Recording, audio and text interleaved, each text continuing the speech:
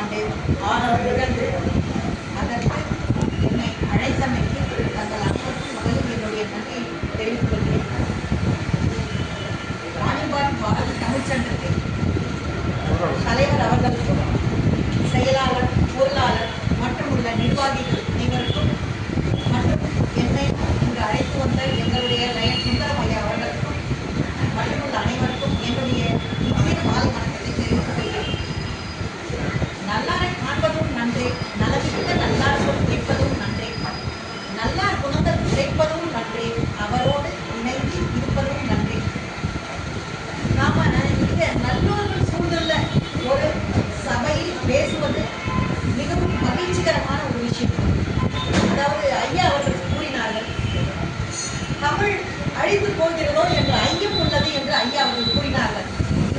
என்னை போன்ற ஒரு பொறியாளரை அழைத்து பேசும்போது தமிழ் கண்டிப்பாக அழிய வாய்ப்பே இல்லை.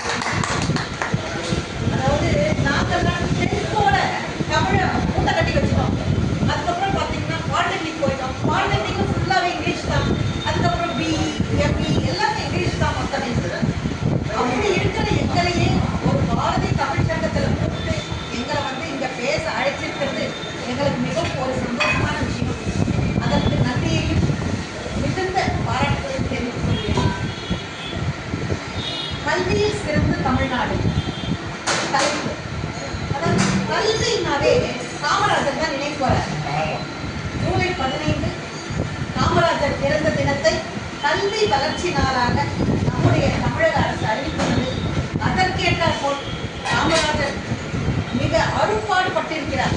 ஏழை எளிய மக்கள் படித்து வாழ்க்கையில் முன்னேற வேண்டும் என்பதற்காக நம்முடைய காமராஜர் ஐயா அவர்கள் மிகவும் அரும்பாடுபட்டிருக்கிறார்.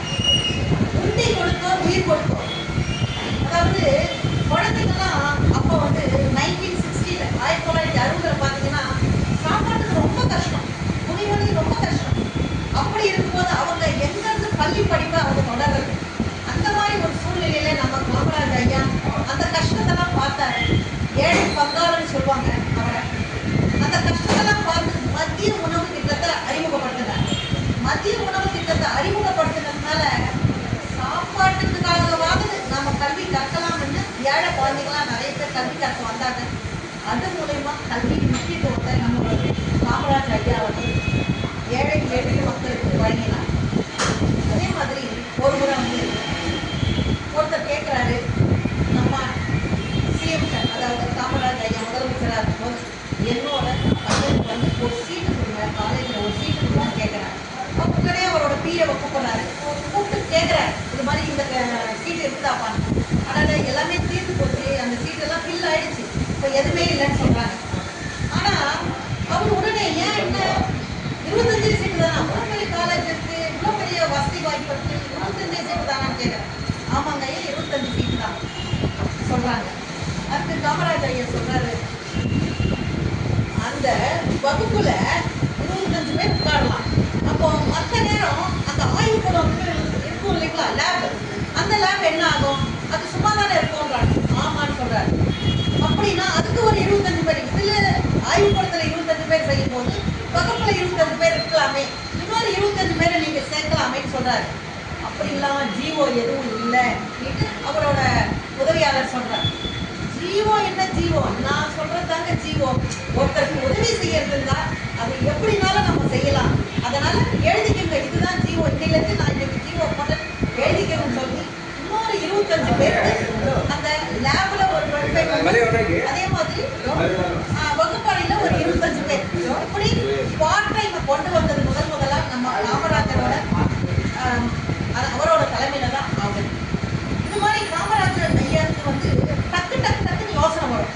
அதாவது தலைமை பண்பு மிக்கவர்களால தான் இந்த மாதிரி ஒரு தீர்வை ரொம்ப அழகா ரொம்ப எளிமையா அதுக்கான தீர்வை சொல்லிடுவாங்க.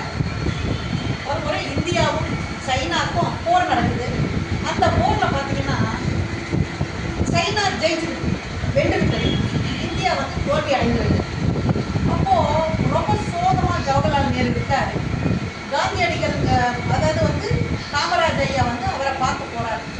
பார்க்க போனோம்னா அகில இந்திய காங்கிரஸ் தலைவராக காமராஜ் ஐயா இருக்காரு. ஜவஹர்லால் நேரு அப்போ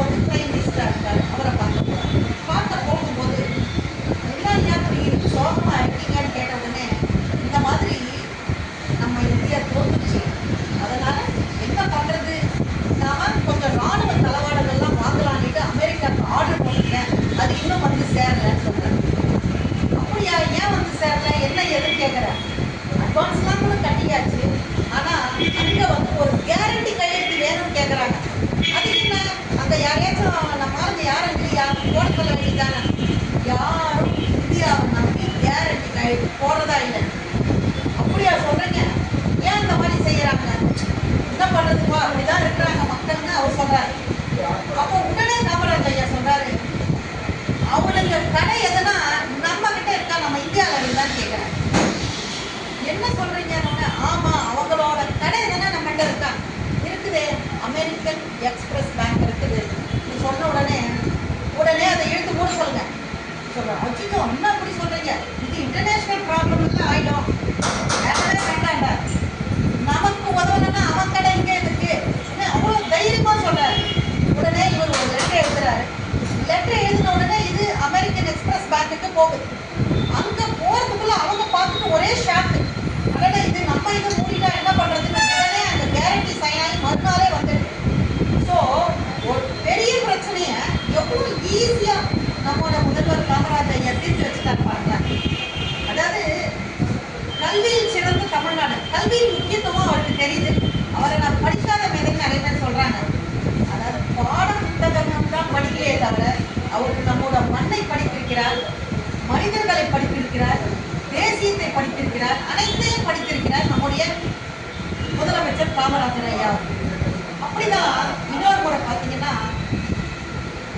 BHEL, அதாவது Bharat electronics heavy electronics limited என்ற ஒரு கம்பெனி வந்து நம்ம தமிழ்நாட்டுக்கு வரதா இருக்கு. அதுக்கு இடம் பார்க்க வராங்க. அவரோட உதவியாளரை கேட்குறாரு. கேட்ட உடனே நான் ஒரு 6 இடத்த காமிச்சிட்டேங்க, எந்த இடமும் அவங்களுக்கு சாட்டிஸ்ஃபை ஆகலைன்னு சொல்கிறாங்க. அதுக்கு காமராஜர் அப்படியா, அவங்கள வர சொல்லுங்க, நான் கூப்பிட்றேன், அவங்கள கூப்பிடுங்கிறார். சரின்னு அவங்களும் வராங்க. வந்த உடனே நேராக அவர் திருச்சி தஞ்சாவூர் சாலைக்கு அழைச்சிட்டு போகிறார். அங்கே 1000 ஏக்கரா, திருவரம்பூர் பக்கத்தில் 1000 ஏக்கரா இதோ இருக்குதுப்பா எடுத்துக்கங்கன்னு சொல்கிறாரு. அங்கே வந்து அவங்க கேட்டிருந்தது வந்து சாலை வசதி இருக்கணும், ஏர்போர்ட் வசதி இருக்கணும், புகைவண்டி நிலையம் அந்த வசதி இருக்கணும், சல்லிஸாக இருக்கணும், 6 பக்கத்தில் இருக்கணுன்றாங்க. அவர் கூப்பிட்றாரு, பாருங்க எல்லாமே இருக்குது. அவங்களுக்கும் அந்த இடம் பிடிச்சிருக்கு, ஆனால் 6 இல்லையேன்றாங்க அவங்க. அதுக்கு அவர் சொல்ல, ஏயா சல்லிஸாக கேட்குற, அதாவது 6 பக்கத்தில் இருக்கிற இடம் அதான் 1000 ஏக்கர், எப்படியா சல்லிஸாக உனக்கு கிடைக்கும்? ஒரு பைப் இருந்துச்சுன்னா உனக்கு வந்துட போகுது தண்ணி, இதுக்கு போய் என்னையானோன்னா உடனே அவர் சொன்ன ஐடியாவை பார்த்து ஓகே சொல்லி சைன் பண்ணிடுறாங்க. அதனால தான் நமக்கு BHEL நம்மளோட திருச்சிக்கு வந்தது. ஸோ அவர் முடிவை பாருங்க எவ்வளோ டக்குன்னு எடுக்கிறாரு. அதே மாதிரி கேரள முதலமைச்சர் நம்பூதிரி பாட்டுன்னு ஒருத்தர் இருக்காரு. அவர் வந்து இவருக்கு வந்து ரொம்ப நெருங்கிய நண்பர். அப்படி இருக்கும்போது இதையா தண்ணி விட மாட்டேங்கிறாங்களாமே, என்ன ஏதுன்னு கேட்குறாரு அவரோட உதவியாளர். முதலமைச்சர் நம்ம முதலமைச்சர் காமராஜ் ஐயா உதவியாளரை கேட்குறாங்க. அங்கே ஒரு ஆழியாரில் டேம் கட்டலான்னு சொல்லியிருந்தேன், அது என்ன ஆச்சுன்னு கேட்குறாரு. அப்போ வந்து அவர் சொல்கிறாரு, PWD இன்ஜினியர்லாம் பேசினுக்கிறாங்க,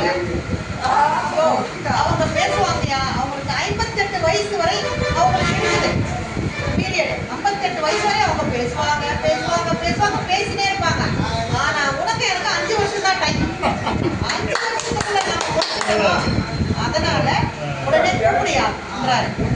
இல்ல ஐயா, புரோட்டோகால் ஒன்று இருக்குது ஐயா, முதல் இந்த PWDCயும் அந்த PWDCயும் பேசுவாங்க, அதற்கு பிறகு பார்த்தீங்கன்னா அவங்க செக்ரட்டரி அவங்க கிட்ட சொல்லுவாங்க, அவங்க 2 பேரும் பேசுவாங்க, அதற்கு பிறகு அந்த இலாக்கா அமைச்சர்கள் பேசுவாங்க, அதுக்கு பிறகுதான் முதலமைச்சர்கள் பேசுவாங்க சொல்றாரு. என்னையா புரோட்டோகால், நமக்காக தான் ஏன் சட்டத்திட்டமே, சட்டத்திட்டத்துக்காக நாம இல்லை, நமக்காக தான் சட்டத்திட்டமே. உடனே இவரு போன் போடுங்க, நம்பூதிரி பாட்டுக்கு போன் போடுங்கன்ற. சரின்னு அவருக்கும் போன் போடுறாங்க. என்னப்பா நாம 2 பேரும் ஜெயிலில் இருந்து மறந்துட்டீங்களா? இதுக்காக ஒரு ஜெயிலில் இருந்தோம், 9 வருஷம் இருந்தமேயா, நீங்களும் நான் மறந்துட்டீங்களான்னு கேட்குறாரு. அதுக்கு அவர் சொல்றாரு, அதெல்லாம் ஒன்றும் இல்லை, இப்போ மேலே எனக்கு முழு நம்பிக்கை இருக்கு, நான் தண்ணிலாம் தரமாட்டேன்னு சொல்லலை, நீங்க என்ன சொல்றீங்களோ அது நான் செய்யறேன், எங்க கையெழுத்து போட சொல்றீங்களோ அதை நான் போடுறேன்னு. உடனே அவர் என்ன பண்றாரு, நம்பூதிரி பாட்டு, நீ உடனே ஒரு ஒப்பந்தம் எழுதி அனுப்பு, நீ எங்க சொல்றியோ அங்க நானும் கையெழுத்து, எதையும் படிக்காம போடுறேன். சார் சொன்னார் பாருங்க ஐயா, எதையுமே படிக்காம நான் போடுறேன்னு. அது மாதிரி நம்பூதிரி பாட்ட ஒரு அக்ரிமெண்ட் எழுதி போட்டாரு. அதுல தான் நமக்கு அந்த ஆழியார் டேம் வந்து நமக்கு கிடைச்சது. ஆழியார் டேம் மூலமா கோயம்புத்தூர், திருப்பூர், பொள்ளாச்சி அத்தனை இடமும் மிகவும் செழிப்பா இருக்கு. அதனால இந்த மாதிரி நிறைய விஷயங்கள் நம்மளோட முதலமைச்சர் அவர்கள் நிறைய விஷயங்கள் செஞ்சிருக்கிறாரு. அப்புறம் பார்த்தீங்கன்னா